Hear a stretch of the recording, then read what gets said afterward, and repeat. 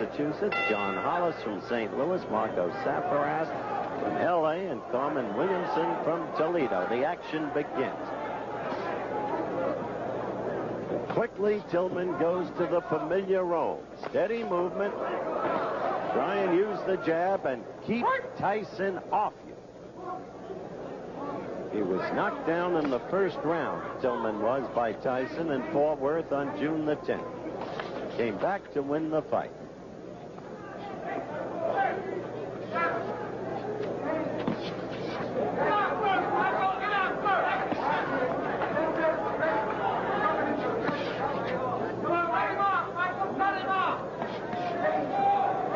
Someone in the crowd yelling, "Cut him off, Michael." You heard Tyson say that's exactly what he wants to do, plans to do, if he can do it.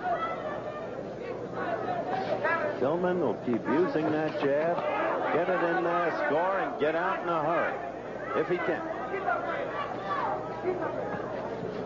Very basic boxing there.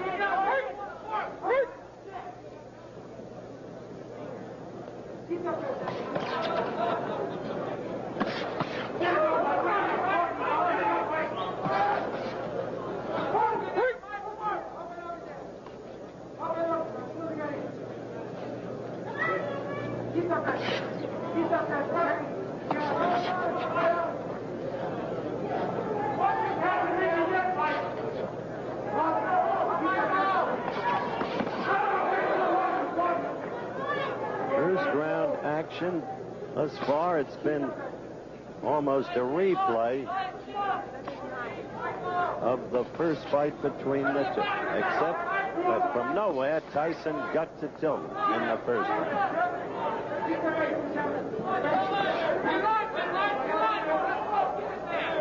One can see Tyson developing from fight to fight.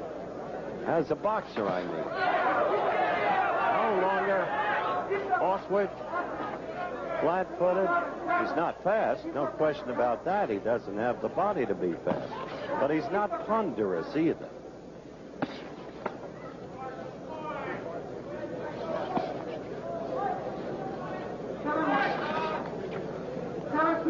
Coming to the end of round one. You watch Tyson fight, and there's an air of expectancy.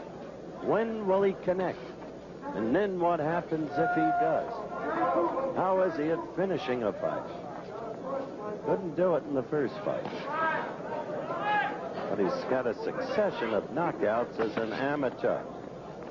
First round ends. We'll be back. You see Mike Tyson, the bell for the second round. Elmo Adolph, the referee. First round, I think, fought to Tillman's pace and plan.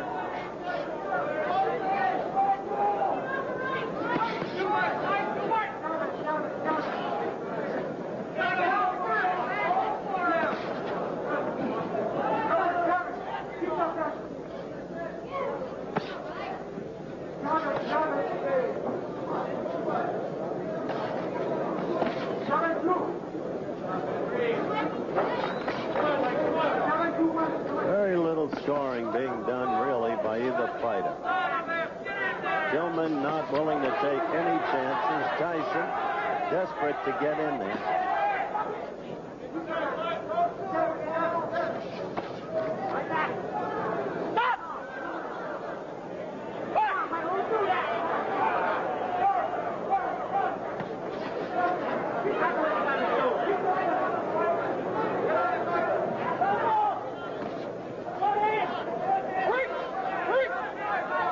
D'Amato feels that the amateur judges have not been fair to his fighter. He thought Tyson won the last time around against Tillman. He's entitled to his opinion, of course. But Tillman won an unanimous decision.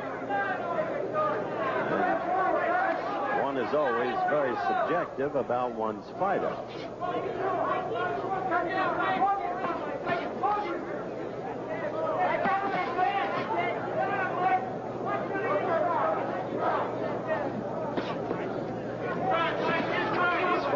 hardly setting a high mark in excitement.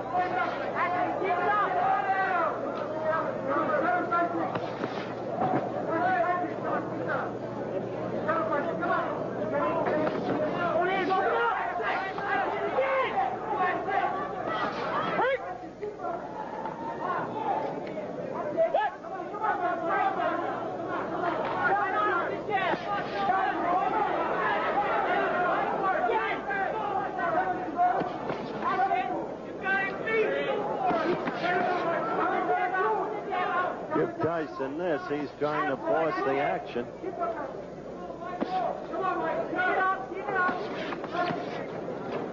Up there you saw Tillman get in a couple of blows and then out. This won't be too easy a fight to score either,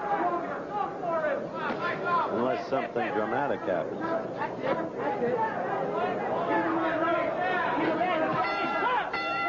All right, we go over to Mike Tyson's corner. Gus D'Amato, by the way, does not work the corner. Gus is 76 years old now. He's the legal guardian of that young man, and the young man is really his life. It's as simple as that. I don't know. He just doesn't seem to be up, mentally or physically. Maybe he'll be different in the ring. Round 3. Let's see what Tyson can do.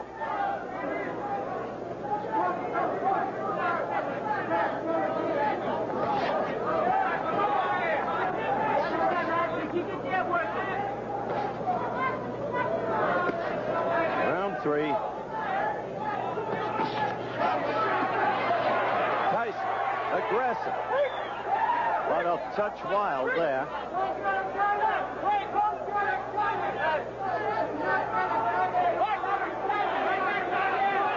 Elmo Adolph cautioning Tyson, as you saw. Back to the action.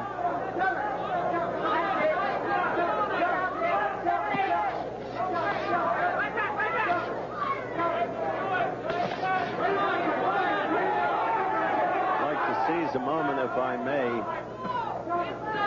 Lou Knowledge, president of ABC News and Sports, had recent minor surgery, is recovering very swiftly, will be back on the job next week. And on behalf of his many minions posted everywhere, we should like to wish him very well indeed.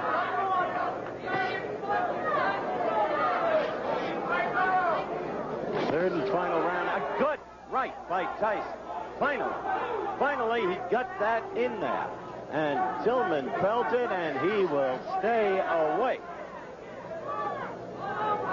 Didn't come until the 3rd round. Tillman knows this is no time for him to make a mistake. However, Tillman has not fought nearly as effectively as he did in Fort Worth, I don't think. So little scoring by either party. Fight clearly forced in terms of aggressiveness, but that doesn't count in amateur boxing. It does count in professional boxing scoring. Aggressive.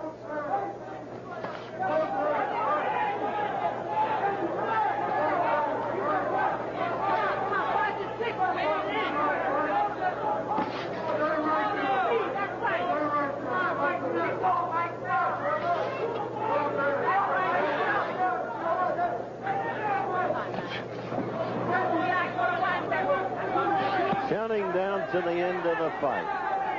And Tyson would so like to get in there and score.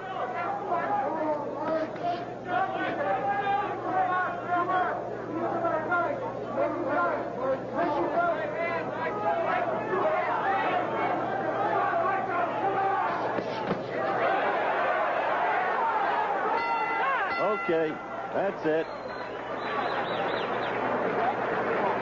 We follow Mike Tyson to his corner, and I think he's got a better shot at winning this fight by far than he had the last time around. We'll be back with more coverage of the Olympic box offs after this ABC promo and a word from our local stations. The winner in the heavyweight division and an established member of the 1984 Olympic team from Los Angeles, California, in the red corner, So they gave it to Henry Tillman, obviously on the basis of more apparent style and class. The aggressor was Mike Tyson, but as I explained, aggressiveness in amateur boxing is not rewarded with points. What is rewarded with points? That's what I meant earlier in the evening when I said defense can be as important.